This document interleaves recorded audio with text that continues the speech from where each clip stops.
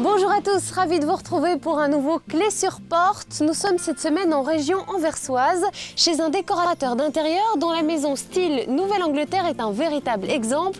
On la retrouve d'ailleurs dans de nombreux magazines. C'est dans un parc d'1 hectare que se trouve cette splendide maison. Jean-Jacques Sounel, le propriétaire des lieux, a réaménagé ses 600 mètres carrés il y a quelques années. Et pour réussir sa décoration d'intérieur, il a choisi un ton de base, café au lait, autour duquel il a fait décliner 8 autres teintes. Le bois est omniprésent, du sol au plafond, avec des lambris hauts d'1 mètre, ceinturant toutes les pièces de la maison, et puis des caches radiateurs qui servent d'ailleurs aussi de petits meubles et facilement réalisables en MDF. Pour garder le côté authentique, deux choses, les croisillons tout d'abord, présents sur toutes les fenêtres extérieures, ainsi que sur les portes intérieures de la maison, et puis dans chaque pièce, un meuble ancien ou une antiquité. La cuisine est elle aussi faite sur mesure et est particulièrement accueillante. Le plan de travail en marbre est régulièrement huilé pour lui apporter cet aspect brillant, et ici aussi on retrouve une certaine symétrie à travers des éléments de décoration, comme avec ces deux compositions florales, ces deux chemins de table ou encore ces deux fauteuils de jardin. Et pour accueillir la famille, autour de la table, justement, une confortable banquette au coussin particulièrement épais, et puis cette très belle lampe de bateau qui a volontairement été placée bas pour accentuer justement ce côté cosy. Et puis la touche finale qui apporte le côté chic, c'est le choix du tissu, un tissu Burberry. Avant de poursuivre la visite, petit détour par le jardin d'hiver qui est en réalité un mélange entre une orangerie et un pavillon de chasse et qui donne sur l'extérieur.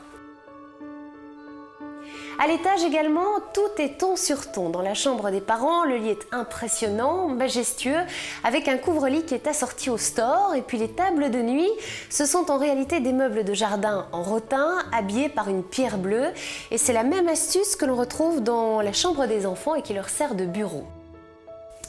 Les deux garçons ont chacun leur lit à baldaquin, mais ils ont préféré les coller côte à côte et je les comprends, ça donne un petit côté cabane dans la chambre.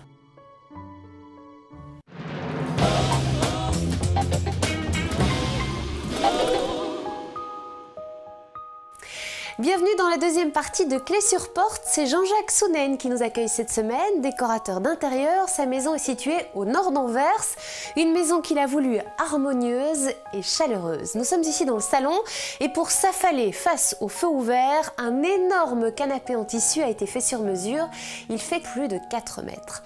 Des meubles bibliothèque encadrent symétriquement la cheminée et puis bien sûr les drapés, ils habillent la pièce, ils sont très soigneusement travaillés et ici d'ailleurs joliment déposé au sol en corolle.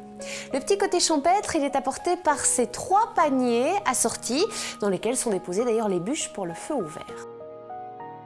À Anvers, à quelques kilomètres d'ici, existent de nombreuses splendides demeures datant d'avant 1900 et l'une d'entre elles a été transformée en maison d'hôte. Regardez.